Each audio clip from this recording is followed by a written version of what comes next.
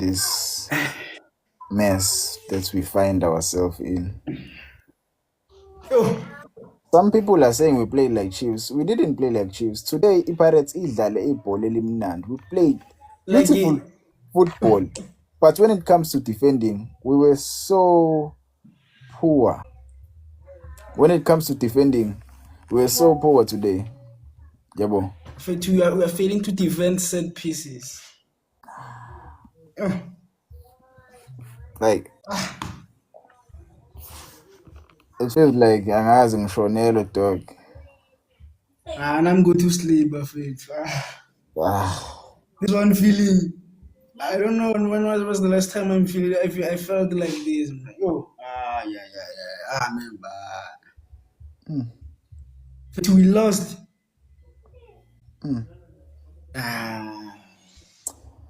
But the game was. I think it was proper. It's just the mistake there and there. But the mistakes they did cost us, and then When we look at our front three today, our front three was very, very, very good. Front three had to be good, kakhulu. Yabo. But when it comes to our defense, second half, I saw second half yethu bengimele akhishwe Umbatha. Umbatha was very poor second half. Umbatha was poor second half mfethu ngibonile nami. But introduce kaDlamini benotito, I didn't see why they were introduced. Yabo, maybe we should have opted for Undaba Ithethwa Ndlondlo kulesa sikhala saMbatha. Yabo, I didn't see umehluko ngosikhathi kufakwa labajida labo. Yabo, they didn't do much ukufakwa kwabo. Yabo, I'm not blaming them. Yabo, I'm not blaming them. Angifugama, but ukufakwa kwabo akuyenzanga isense kumina. And they're both slow.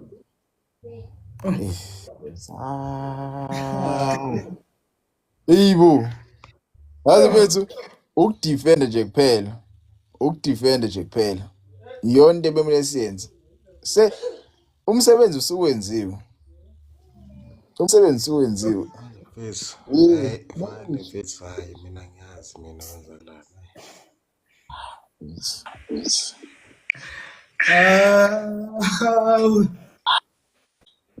Usana ukhala kakhulu madoda. Sihambe kanje, I can't believe zizame kanje intwana ezincane mfethu. I can't believe zizamile intwana kuhluleka amakhehla. Aqinisile lapho. Yabona abafethu badlalile namhlanje. Kwalo mjida lo unkota namhlanje usilent ama critics wakhe. I-defense ke yavela yathi yazini ngeke ukubone lokho. I-defense yethu namhlanje ivele nje bekucustard uJili. Yazi custard noJili. I-defense fane yabona mina anginakuyiblame vele. Inkinga icale kula introduce uTito noDlamini nalento. Qale lapho kusubstitute la Thusam liyana. Qale lapho inkinga. Qale lapho man. Kulama comments khona okhanga uxoki kwenzeni uxoki? Hayi akhonto yenzile. Balibuka kanjani boy lapha? Wenzeni uxoki musa uxaka uxoki? Igoli elikoriwe. Musa nje ukudlanga uxoki. Inkinga iqale lapho kusubstitution la Thusam liyana. Iqale lapho inkinga. uTito umuntu header phambi kwakhe. uTito header phambi kwakhe. Inkinga iqale lapho kufakeni khona uKabelo Dlamini. Angiyazi ucoach yethu ukuthi bekamtshintshela ntoni uNkotha udlale kakhulu and bumbona ukuthi uNkotha futhi ikhona nomnye umzamo ebengawenza futhi ucoach wakhetha ukumsubstitute for ini mkhuphelani uthola i-chance uTito lona umbonile uTito first touches zakhe uye emuva ibhola lathathu. uTito ngimbone for me 2 first touches zakhe nje ukuthi ayikho yonke into enzayenza nje. First touches zakhe yabona nje mina angifuqama kuHotho awukami mina yabona nje mina angifuqama uvo lwakho mfethu ngiyakubona ukhona ne ekubuhlungu madoda kodwa mina mfethu I think inkinga khunjana mina ngikhaliswa Mangisuze yilaba abadala, abantwana abancane, abantwana 20 years 20 years azamile enzile umzamo but kohlulekile nto. Even nalo obeka phambili uMakgopa lona eze striker abekwe phambili eze striker akenzanga next ukore ama-winger instead lo obekwe phambili ukuthi makakora ko next. Even ama-shot on target wakhe aphuwa Makgopa i-1 futhi ne-shot on target yakhe i-1. Mama ngisengalona. Yeah, but at the same time, ngabona mase inkinga ukuthi lento lena vele makusawuyinwa isuke ingabonakali but i-management yethi sibulalile mfana. Yazi isikhoste kuphi umphoza? Isikhoste Isikhoste ngokungasali. lapho ekusubstitute. Isikhoste lapho ekungeneni kukaTito noKabelo Dlamini. Inkinga iqale lapho. I-defender bese ibambile at least. Inkinga iqale lapho kungena khona uTito noDlamini. Ngisho Inkinga. Coach Wendemanga coach lapha. eish Wendemanga coach. Iqale But lapho manje ekungeneni kukaTito noDlamini. okunye ngiyanakhunjani remember ngiyazi ukuthi vele wenza amanga but kokunye I understand kancane where he was coming from. Ngalesa stage lesiya we were not in control of the ball. Abantu bebethama long ball. Ngani lento engikhale ngayo ngathi mina okay what's happening right now is that umuntu osedlalayo manje uThori and uThori is able and akamakwa emuntu yabo because umbatha like umbatha yabo nje kuthi kushaya minutes ka6 after we scored our second goal umbatha was down and out. Coach was supposed to see ukuthi untwana akasekho egamini at least bese afaka i-defender elinye okungcono. Ile nto bengitsho nami enye into mphozi yabona ulento umbatha i-performance yakhe beyiphansi but ibingcono kunalaba bese bephakathi uKabelo Dlamini kalento noTito bese ibingcono kunalaba abangenile laba abayithiwa abangenile yibona benze nama-mistake ibona. Mina ngokwami King kumele iqale lapha singaphindle lemfana lo. Kumele si-introduce uVayisethwa Ndlondlo lapha esiswini. Mase sibona ukuthi umbathwa uyabheda. Yes. Singa-introduce ama-attacking midfielders awu-2. Introduce ama-attacking midfielders awu-2 already lapho sesibanike ukuthi baphathe ibhola. Yabo because abathi labo bawu-2 bafakayo ngibasize kwi-marking. Yabo nje kubanthiwa nje sithe seku-2-1 wabona ucoach ukuthi okay labantu sebedinga amagoli awu-2 so ngidinga uNdlondlo in order for ukuthi labantu besaba ngizokwazi still ngisapressa kodwa angisapress kakhulu but yabo ngisabenza ukuthi bebe uncomfortable bengacross amabhola bezenzela umathana because I felt like mina bethu yabona into ibingibasela kakhulu nje namhlanje ngize ngiye kwi-defense kakhulu into ibingibasela kakhulu ukuthi I've never seen kade ngagcina ukubona iPirates ethi mangiqeda ukora ngikorelwe nami kanjani Ngempela mfethu yabona nje namhlanje. Hayi yabona futhi into engibazela kakhulu igoli lokuqala I feel like we were sleeping. We were sleeping. Same as the last goal. The last goal, same. Corner kick. I ngeke. Set piece coach kumele uyolanda nje manje ifaka i-time qaleni. Ngadlaba mfethu kodwa nje and mina enye into engivele nga-understand kakhulu ukuthi ombatha futhi bancane kodwa bazohlulwa ocash ucash ugijima 90 minutes wonke mfethu makawula 90 minutes wonke mfethu umbatha understand ukuthi like ushesha kanjani because una 25 mjini like una 25 kushuthi wena ukwazi ukulasta half a season kukhona umuntu ona 35 mfethu okwazi ukulasta isizini yonke. Hayi mina bafethu mina ngiyayibona yonke i-defend mina anginayo iblame i-defend. Inkinga iqale kula kaKabelo Dlamini noTino lento noTito.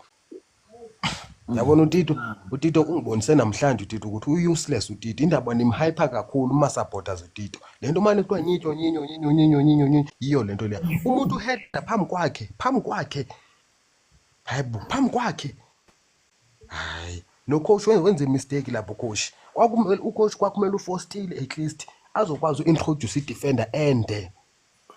Onda kanje because uyabona masikuthi siyodlala eAfrica amadoda edlalana ngama-giant.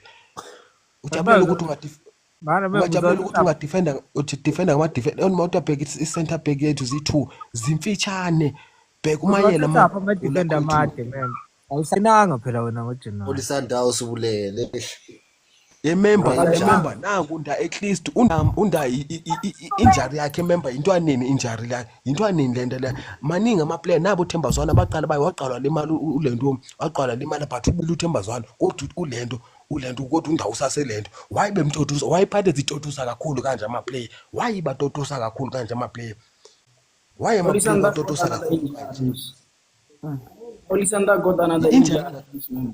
yeah he got another injury edlalini Olisanda got another injury. They did give an update. Unda yeah what's the injury I think it was during training or a bheka yona leyo nto leyo bubustupid lonto leyo how come uzotest idefend ukuthi njani ukuthi seka-ready na umtesta kwi-friend instead ube umele umtesta kwi-game lezi ezizawusinike win uyomtesta kwi-friendly uyalimala futhi qalela phansi yini lonto leyo uyomtesta kwi-friendly instead of bekumele umtesta kwi-game ezizibalulekile uyomtesta kwi-friendly yini lonto leyo ya kodwa uqinisile lapho futhi awukhotshwe ezinye izinto bubudomo serious afitting intshele bubudomo bolo instead of iplayer bekumele bheka nabo nomunyane engayizwa lonto kuthiwa nomunyane nawe waphinde waphazamiseka kule friendly how come uyotest iplayer ku-friendly instead of uyolitesta kwigame ebalulekile yini lonto le make yenza isenze lonto le wawungalitesti kwigame ezibalulekile ulitesta the worst part ucoach wethu maningi amagame la kulento kwi-PSL bekumele at least uyaintroduce ondaba but hayi ukhethe bayobatesta kumalento kuma-friendly uyalimala ku-friendly beka-expecte ini ke lapho naqalele phansi manje if manje kungalimala bheka manje kule center back ethi-3 kula center back ethi-3 kubani nguxoki nguxoki kulento nguMbokazi noSibisi if kulimalo one wabo laphayana sawuthini ke manje sawuthini umayela lona simazi kutaziyela and yabo bafana bami into ecasila kakhulu yabo into ecasila kakhulu manje ukuthi nje isandla sizithola isitasa sesibili nayo into engicasulayo I don't want to lie yabona nje according to football bazosithola nje isitasa sesibili bafethu la laba bafana laba abadlala labaya and ngeke behlule i-Pyramids. Yeah, Pyramids is it's weak. We failed ourselves. Ifinal shoot izodlalwa ukuthi manje izodlalwa awu izoba se-Egypt okanye la eSouth Africa. Hayi home and away. Hayibo ifinal. Yeah. Home and away. Phambili khaliphile wafethu. Home and away. Nama defender. Bazodlala nge-25 May baphinde badlala nge-1 June. Hayibo ifinal idlalwa kayi-2 nayo. Yeah, idlalwa ifinal. And mind you iSundowns izodlala igame okugcina ekhaya. Angithi? Sundowns will win the second round. No, iSundowns izoqala la ekhaya.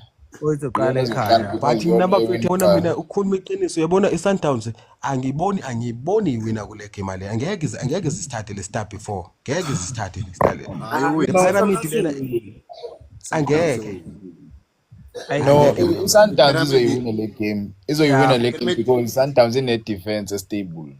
We have to be honest about the defense iSundowns bayabuya manje abadlali simbonile umvala kuma stands they can yabo do izinto eyinkulu lapha mfethu yo ayingeke Pyramids emuva ayikagcini wafethu abathi iPyramids izoshaya ushalulile Yabona le game le bafethu enye into bese mdinga kakhulu umusele yabo bekuthiwa bekhona benze kangcono hayi lento yenzile That was the player we needed. You are right. uyabona mina Vane mina ukutshela iqiniso ungibonisile ucoach une-favoritism kakhulu kuTito unakho ukumthanda uTito unawumtotoseza uyena uyafika enza izinto zenzeke kuBuccaneer kunama games wakhe needed kuwona but kwi-CAF Champions League akho lutho senzele lona laphana besingamdingi lutho nje kwi-CAF Champions League. bekangadingeki tu vele uTito bekangadingeki tu Tito lapho Maya madoda nithini ngochayini madoda blame uChina i-defense yakhe if abantu abaphambi kwakhe bebesebenzile usayivile nansi usayivile ilento ihead usebenzile wafethu. Ucoach Van Rooyen ukuthi uVan Rooyen laphana ehluleka bazi uku-introduce umbatha isikhathi sisavuma endlela guys lacking laphana ubuka nje igoli lentoza elesibili leheader elepyramid iphume ngakuyena lela khona bizokwa i-free head. Kodwa ngiyabona ngiyayizwa lento eshoyo kodwa mina was not at the same time I was not expecting ukuthi ucoach akhiphe uVan Rooyen afake uShando bengithi uzoba nesipindi afake uNdlozi mfethu uNdlozi mude futhi lento bengitsho nami uphezulu ucoach Nanzo nayo lento bengitsho khumbula ngitshilo lapha egroupini nami ukuthi bengiexpecte uNdlozi i-height phela i-height nayo at the same time iyasinceda i-height awuke musabjishute umuntu at least uVan Rooyen une-height nyana uphinde futhi ufake wena umuntu omfitshane ngendlela engayo lapha uye ukuthi ngomuphi umuntu one-most experience kuma-CAF Champions League kuma-big games yabo but i-experience isitshengisile ukuthi ayisizi ngalutho nje ucoach uzofaka remember ngikutshele i-experience sometimes ayisebenzi experience uyakwazi uzenzela wena ngokwakho nje experience uNdlozi bezawuzenzela le experience ukhuluma ngayo lo muntu wadlala Al-Ahly mfethu ucoach uVan Rooyen ufaka uShando ufaka uShando leso sikhathi uShando akanayo i-game time he's rusty in the critical minutes of the game bashaya ama-cross ngakuyena uShando ucoach ukhipha uVan Rooyen ufaka uShando ushaya ama-cross ngakuyena ukubhakabhaka kohlezi ukhipha uVan Rooyen ufaka uShando most needed player hey go Van Rooyen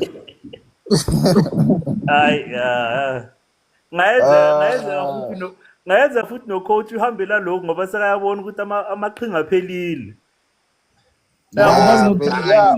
uVan Rooyen ubelimele but come on sekenanini sakhipha uVan Rooyen safaka uShando hlezi sofaka uNdlozi hlezi ufaka uNdlozi nanini nje kuze kufaka uShando the last time he played Shando was a right winger he was not a right back the last game uShando he was a right winger umonyana pha umonyana inkinga vane mfethu coach uyadakwa lama player akazi ukuthi ubani sometimes sometimes ulento ubani umfana lona umdlalise zi-attacking i-left i-right winger ulento uShando sometimes umsa kulento ku-left back kahle usukungazi nokuthi istory sakhe sithini ucoach lapho how come uyofaka kulento uShando ilento engisho ukuthi sitatazelile when we consider this uphaseka manje because some of the times abekwazi ukuthi amdlalise right back kulento oziphaseka manje I think futhi ngcono kunalento bayenzile lapha ashifte uhotha mise ngale ka right mise ngale abuyisa masefaka upaseka Marco yamakha bafethu yonke ebele meyenziwe nje because into emele mesenze sivale labadlali laba abashaya ama-cross you see the player waseNigeria bamfakile uyangikhohlwa igama lakhe lo mdlali ubani uSodiq awujola that player was very instrumental for i-Pyramids FC because that player was forcing ama-crosses kuleli side la kaVan Rooyen because bese ngekho uVan Rooyen so nanokuthi wena Van bese labantu laba bese bengasagijimeli kuya kuyidilana angithi thina bese singasapress because abasethe bengasapress so bebeshaya ama-cross le besasekude and bewasha yini pho bayazi siyabheda kwi-aerial football like this team knows ukuthi i-Pirates ayikwazi ukudlala ibhola eliphezulu you can tell indlela abadlala ngayo indlela abenza ngakhona ukuthi basifundile ukuthi cha thina nje when it comes to aerial football we are very poor and And angazi noma i-teammates ayiboni leyo nto. lela goal leli It's like nothing you can i-height see. yabona ne-height ama-defender wethu i-height inkinga enye into esishayayo i-height. If uyaqaphela noMbokazi ibhola maliza phezulu angeke ulithole ibhola lekumbokazi lisiya phambili straight. It's either liyakhuphuka make liheda liyakhuphuka okanye flikele emva. I-height nayo enye into esikhostile. Yeah, and enye into kunela goal leli licishe langena lapha sizwe uMahoba lapha ukuze ubone nje every corner kick laphana laba bantu le bebehlezi beyithola ibhola and it was lacking kuma second ball makwenze ukuthi iza ku defender yethu they failed to collect ama second ball even emuva naphambili bebengawasebenzisi indaba ukuthi bahlezi njalo i-second ball bayewina. That's why midfielder yethu abehlezi lekhisha lapha ngakuthini. Hey madoda, hayi kunzima. I'm so disappointed at our defense. Azathi ngiyipraise kanjani i-defense yethu. Igoal lethu leli elingenile lengene ngakuthini lesibili. Ibhola lapha isuke yaphaswa uDlamini iphasela uLentozo uMaswangane. uMaswangane waluza ibhola lapha and imidfielder yethu was out of position. Bazophuma icross lena ebangela ukuthi kube yikhona. Nalapho kuze kube yikhona. Cishe langena nalela goal. Because usibonile uSibochene forced a save. And futhi le corner kick uDlamini was slowly to react ukuthatha i-second ball lapha ukuze aphike ibhola. That's why yazi yini inkinga kaDlamini. uDlamini member uslowly kakhulu yena. uDlamini uyakhohlwa ukuthi udlala nabantu inkinga yakhe egroundini. Ukutrapha ke akufuna ukutrapha azokwazi a-relax afuna ukukhaba comfortable akhohlwa ukuthi udlala nabantu egroundini. Uslowly kakhulu uDlamini. Slowly kakhulu ukungena kukaDlamini noTito kusikhothile bafethu. Thina sifike singaconsider for isikhathi eside base siconsider kuba imvula yamagoli yakhumbula ukuthi sake sahlala sangaconsider amagoli amaningi sathi mase siyodlala neSundowns saconsider 4 manje namhlanje besingakaze siconsider for the longest of times siyabuya so consider 3 kanjani. Ukhoshi bengamelanga akhuphe lentwana uNkotha bengamelanga amkhuphe uNkotha ukhoshi Vele uMkotha uyafuneka mkhipha. Bayifunde ngempela iPirates mfethu. Bayazi. Kodwa vele akafuneka amkhipha ngoba akakhona ukupressa akakhona uku-attack. And akakhona uku-attack labantu abakhona kuya phambili. Alizudlala ibhola livele lizofaka ama-5 defenders and they know ukuthi bazofuna ukubamba iLentozo iPyramids ngama-counter attack. Inkinga ukuthi wena member I feel like lo coach lo ePyramids ufike egamini enama-plans awu-2. Iplan lakhe lokuqala lisebenzanga because befuna ukudlala naye befuna ukudlala kwi-transition. Wabona ukuthi ayingeke yazini ngoba vele bayahluleka kuma nakhunjalo kuma-set piece akusingenza sishawu plan B. Benamaplan awu-2 nje. Bafethu mina ngiyantshela yabona ilento i-height kuma-defender yethu isenza usikhosta if asiyiqaphe lento. If asuzuthola ama-defender amade isenza usikhosta lento le. Hayi ngiyantshela bheka lela goli lalentwana lena bathi uSoapy lena engenile first touch yayo iheda yakora igoli layo lesibini. First touch yakhe lo mfana number 10 first touch yakhe it was a header wakora phakathi in front of defender yethu. Ngathi ulikhahlelile la bhola. Ngathi likhahlelile indlela engenayo khona. Mfethu ungazuthi ulikhahlelile and mawuthi uyabheka ayikuthi i-defender lapha i-defendile idizamile but inkinga ishayo yini i-height yakhe lo muntu lona height yakhe isiyaza sikhosta into ama-defender amafitshane thina ngintshele members.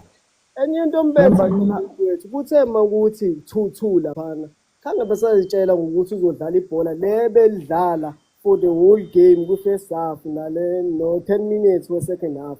Uvele wayitshela ukuthi sewadefender man so-right 2-2 lapho babuya bazodropa at the back ba-absorb i-pressure ukuthi mayize kubona iPyramids mayize kubona kulapho wesiqala khona ukuthi siyiluze yonke leya game ngabona ukuthi abasadlali lento bihlezi idlala ibhakanela sebeyasaba.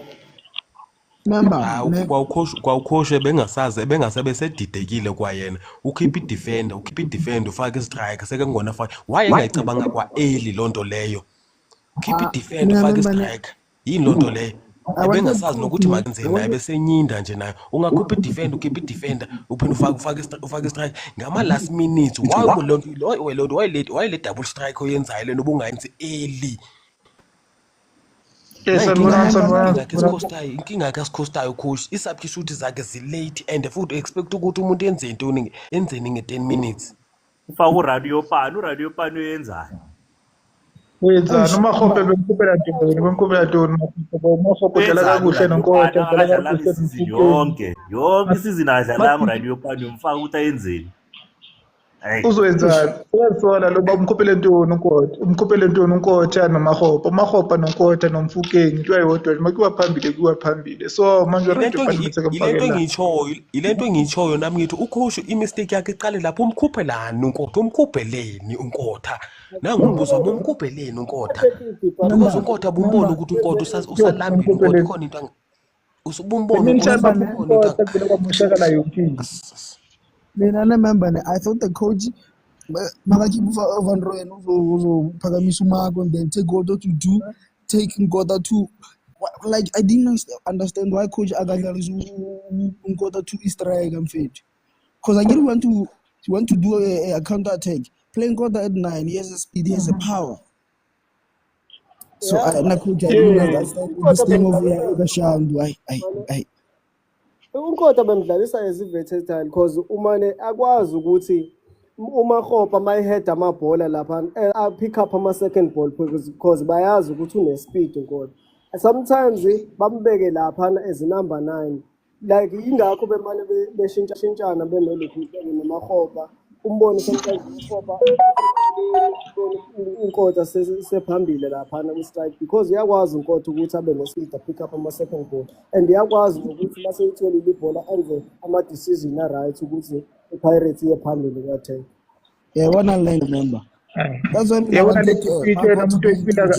defeat yena umuntu oyifila kakhulu uNkotha ngoba uNkotha uzame ngendlela zonke ukuthi iPirates mayibe iyaya kwi-final but ukhosha mthatha wambeka ngaphandle after imkhiphile sekumoshakala yonke into umfana esebenze kanje.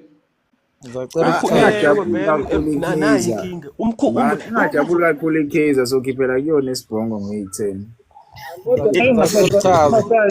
Ungasasho kanjalo msathembi lutho mina hayi ukuchaza ncane inkinga kacoach umkhupheleni uNkotha nyana Unkotha vele bekanyakeke egemini Akuthi into emotional game kukhushwa kukambatha mina into engiyiplay mayo lapha because hayi isisu lapha afisa ngasabonakala inhlobo abarambatha bafethi ngoba akabonakali bekakhona igemini umbatha vele belapho hayi kabi umbatha bemile lapho mase introduce i-defender not i-defender but i-central defensive mid onjengondondo lapho umdlalo bezokwazi isibamba lesasiso not udlamini amaki and understand ukuthi why futhi no team bengamdlalisi because uteam abengenza kangcono lapha Pirates lesizini vele yayithatha efaka nje emgqomeni iyona eyithathelile eyifaka emgqomeni thina vele bese sine upper hand yonke into yithi siqale sakora sesihappy iPirates ngidisappointed ayibethwanga ile team ayizidlisele Pirates Pirates izidlisile ayizidlisele Pirates no ama-strikers iPirates bengenawo lapha musukha strike bona muzokhala ama-striker bekakhona Unkotha bekakhona kulo yakovaleni listen we manage manga ama-chances amahopa akawayekile hayi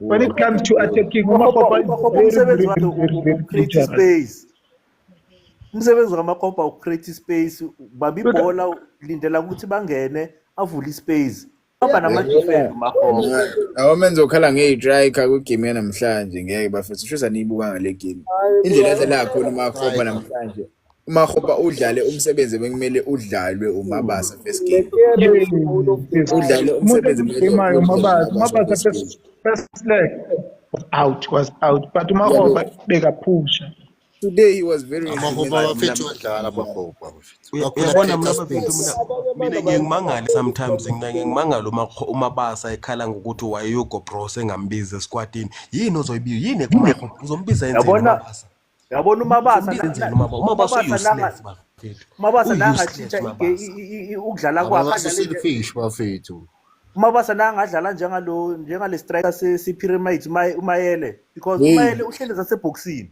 unene pace kumayele umabasa akanayo pace umabasa ayikho umuntu umabasa ongamncomelanga yona ngaphandle lokushaya igoli yabona as a striker you need to have ama attributes amaningi not igoli kuphela siyazi uyakwazi ukukora but imaphi attributes una umahopa yes akwazi ukukora but una ama attributes akho umahopa siyazi okay umahopa uyakwazi ukuyisiza umahopa uyakwazi umahopa uyakwazi ukumaka yebo umahopa uyakwazi ukudefend amakhona akhe yini anayo umabasa esingayibeka ukuthi umabasa vana akana next list angisazi le strike esinjalo umabasa kunzima ukuhold ibhola as strike umphazi hold ibhola 10 kunzima ukuhold ibhola 10 nebhola lena khona le chance ye last minute lena uyaphasa ibhola ale pasa mnganyake ngafethu lapha and futhi lapha uyabona ukukhuluma ngela ya chance leyana umabasa bese iholde kahle ibhola lapha bese kushoda ukuthi ayinyengezele umufuke lapha into yenza umabasa wacabanga umshaya nakho maseshaya ushampe ishaya into encane nje phela la eshaya kuma players ephira okay ibhola lapha uRila bezophuma yedwa lapha nashaya igoli lezingazi kodwa naye uRile kunegoli oliyekile laphana nebhola bengayilindele ukuthi izodropa kuyena the time idropa kuyena wadeja ngena phakathi komlele nayithi uyajika sekukhona ama-defenders ePyramid waphoqa ukuthi makabe seyibuyisele emuva laphana ifa besazi ukuthi izodropa kuyena leyabona ngiyishayile ngiyanizwa niyakhuluma kodwa makuhluleka bafethu makuhluleka amakhehla angaka what about abantwana bezamile abayithuba bezamile kuhluleka amakhehla idefeat umuntu uzoyiphinda more than 10 kulo mdlalo engafuni ukumblame unkotha uzoyifila kunabadlali enibablameayo kodwa kunomdlalo oyedwa engafuni ukumblame uDion Holt bafethu akungumina yini mhlawumbe mina wayibona kahle igame uyatatazela loyo first leg and second leg umuntu agijime yonke ifield agijime yonke ifield asifika phambili izinyawo zakhe zaphambana nje zaphambana ukubi fan favorite kakhulu kumjide sekumngene kakhulu ekhanda yabo usenza ama mistakes and leyo nto akasacriticezelwa yona because use fan favorite kakhulu but igame namhlanje futhi umjida lela thuba litholile limela lisebenzise thuba nje akutholile lapha futhi awoma umjida lilogcina vane mfethu lilogcina auto vele bekumele ulisebenzisile lela thuba ali pasa funa wole pasa nokulentoza ku-first goal hayi i-defense nje yonke laphana how can you defend uface ngakwi-goal post yakho laphana uSmith nje ngisho noma belikhatha lela bhola laba ngibazi basebenzani bajaha ukushaya amavidiyo ku-YouTube yonke abayijahile ukuthi bashaya amavidiyo abakwazi ukudefend abakwazi ukudefend yonke abayijahile ukuthi bawoposta-ke i-content-ke Pirates kodwa kumele kudefend bayahluleka ngizowabona bazobe sebeposta ividiyo nje manje baselokudefend futhi kulela kuqala yonke nje ijengola enenzeka ngcono lapho amba kahle mapakapaka ngiyaphetha baba ngiyaphetha bafethu asasezivuma siyibule kusukela kucoach nje usukela kucoach i-decision zikacoach nami ngilapho member from kwi-decision zikacoach yabona mina bafethu indlela engibuye ngale bhola namhlanje size sifike la sifike khona ucoach medlala isibhola besidefender thina neswina sidefender but namhlanje uyishintshilo yenza yabe i-attack kodwa isystem yakhe waswayilahla yabo ekhipha unkotha ngokuthi mefake i-defender umuntu odefend igame the reason why ngisho njalo ukuthi thina i-striker set mekuwumakopa kodwa umakopa usiza i-defend umthole eboxini lo muntu so isystem ya coach ne-striker set sithi i-striker set isicollect ibhola yabo uNkotha udlala esayidini kodwa mehlupha ama-defender as i-striker kodwa edlala esayidini. Manje uma ngabe ukhipha uNkotha ufaka umuntu osa-attack-a uvele wayibulala futhi.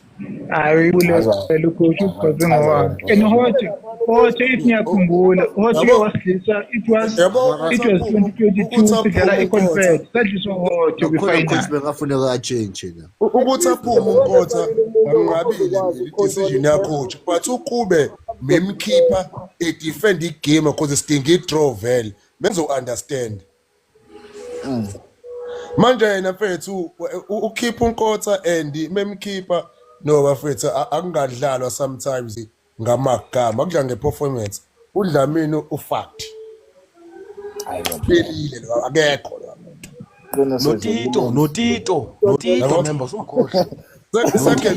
Second thing nje bafethu asikhuluma ama-facts kufana nomfukeng second half menge igame yonke Mfukeng was out game yonke second half. Uma ukuthi mefuna yena mfethu ukuqhubeka attack kunokuthi akhiphe uNkotha mefuna akhiphe uMfukeng but umshiswe ukuthi yabo themba umuntu there something carefully mekuyikhapha mfethu wonke umdlali usuke willing ukuthi mengingena there something engizoyenza musu ugcina umuntu ongakusebenzeli mfethu khona umuntu ongaphandle ozokusebenzela. Mina sibuyela yabo nje igolo nabo Tito member nabo Tito bebengaphandle akhona bheka ama-first touch kaTito ayi-2 first touch kaTito ayi-2 first touch yakuTito but kukuya nebhola emuva uyaphi nebhola emuva ufuthi ukujika nebhola uTito ubonise first touch zakhe zethu ukuthi bekaphuwa uTito bengekho naku noFiston Mayela uheader phambi kwakhe la header phambi kwakhe.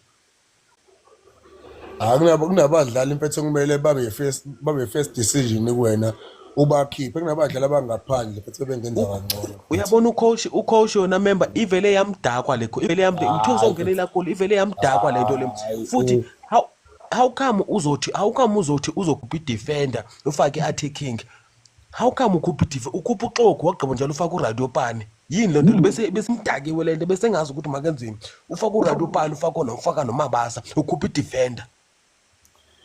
Abo kodwa mina ngibuke wonke amagoli omathatha ngene yabo igoli lokuqala uFan Roden ukuthi vele akayigcina iposition wonke lamagame uFan Roden iposition ya uyasishaya igoli lesibili uXoki mude lo muntu ohedile it's fault yakhe lapho mefuna kubuyena uMaka lapha ukuhedwe khona endimode yabo igoli lesithathu shawe yini uMakoba mude but uhambe loyoma kulayini ezugoli no goalkeeper ne fika umuntu omfishane lapho usema sekushawa ikhona wabona ukuthi labantu aba defender izobadlula wahamba uyi-attacker le khona uqinisile bra lapho mekhona umuntu ube umuntu ademile lapho meke umuntu omfishane uyena menze sova le second ball Siphocheni ayilokhuzeni Wenhlanhla yabo ungakhunjana leli goli lokuqala ngikhulume ngalo mina lisangena ngasho ngathi mina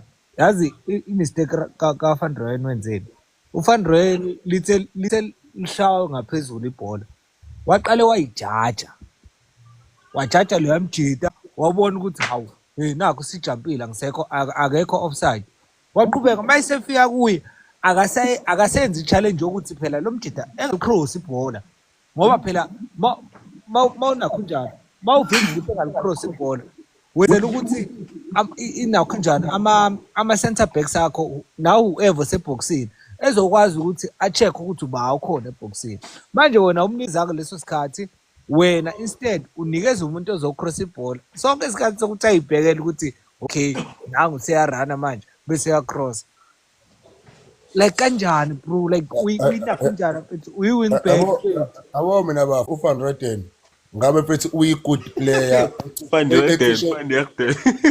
ecishe ifike kulokhuzana mfethu ecishe ifike kumdawo yabo akwazi but into emshayayo uyi-attacker kakhulu igame akhohlwa ukuthi yena uyi-defender funa aqala protect iposition yakhe yebo before a-attack igame awukwazi uku-attack igame but ucontrol position yakho mfethu because mase kuchaza ukuthi ubu-attack igame wenza umsebenzi wabanye abantu kodwa wakho umsebenzi akekho umuntu owenzayo ofisha uma uyi-defender mfethu ungamaka umuntu igame yonke adlule kanye kukhalwa ngawe yabo so awukwazi-ke manje ukuthi u-attack igame wenza umsebenzi wabantu ushaya ama-cross wenze yonke into lithi kumele lithatha lelo bhola kushaya kwiposition yakho kushaya uyigoli sikhala ngawo ukade wenza umsebenzi omuhle phambili but emumva sokhala ngawo so yonke emshayayo kulo mjito ukuthi uyayi-athacka kamnandi igame uyadlala kamnandi but uyahluleka ukucheck yakho iposition ukuthi i-clean yini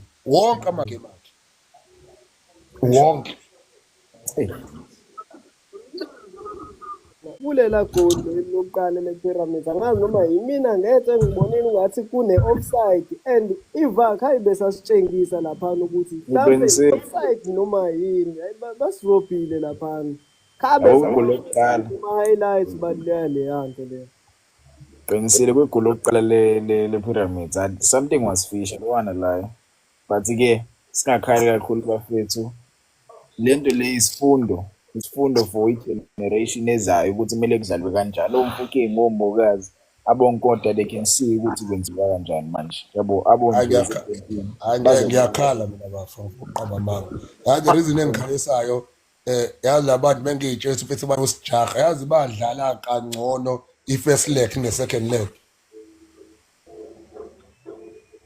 la opponent yethu mfethu idlale kangcono i-first leg idlala nathi sila kune-second leg yazi ngithe ngibuka i-second leg eli game bathi mina soyiwina le game soyiwina le game but mfethu asishintshele ekugcineni igame sayibulala thina nje mfethu mina into ngifuna ukuyibuza bafethu kungani i-VAR bebangayikhombi on the screen njenge-first leg yeah laphana ungongisho ukuthi there is something fishy kulela goli lela lokuqala kona-ke sikhale ngalela goli lela abalikorile ngendlela igame abingakhona ukuthi nje sishaye thina laphana kumele senzeka ngcono le game nje yonkana nje beside lela goli yabona nje ureferee no-linesman mina ayinabo nje ngoba kunalela bhola elike laphuma kumele kube i-goal kick ulineman wathula sithe masiluwina ibhola siyibhakaniya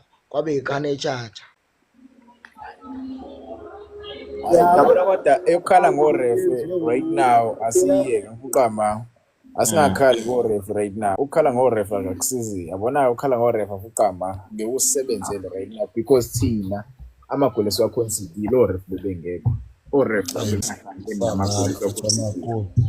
yabo so we cannot complain about the referees right now referees asibashiye phansi thina siyiconsidele amagoli ngokwethu because sipilwa yini ukufenda yabo asibayeke hayi kabi yazi vele sometimes eAfrica badlala ibhola eli-honest but nje sibulale thina sikwazi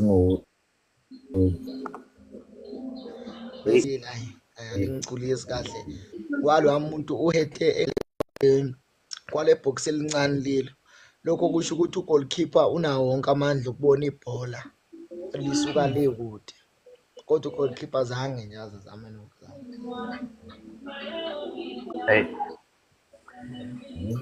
ayizi Chiefs skip i-frustration ngayo banizoza ngepressure football yazi ngiyakubona ukudliwa la ngcono sine-Sundowns edliwe maye i-Sundowns mayiwina kuzoba nomsindo omningi futhi azi kube first at least sidliwe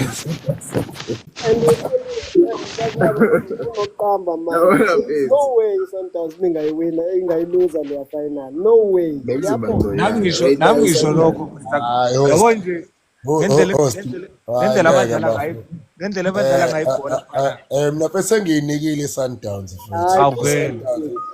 i-Sundowns mfethu beside experience ngisho idlala la mfethu i-Sundowns iyakwazi ukumaka yonke i-attack yonke Sundowns i-organize bafethu It's one of the most complete player. And futhi Gadla. i-impact kaKhadose it's so underrated yabo. Abantu abayiboni ngendlela. Ufike lo muntu within 6 months kodwa seyiyabonakala i-impact yakhe ku-Sundowns. But one of the supporters kuma-Sundowns awa-appreciate ngendlela odlala ngakhona. Because Yabo. they know how to win. Yabo i-Sundowns mina ngibone namhlanje.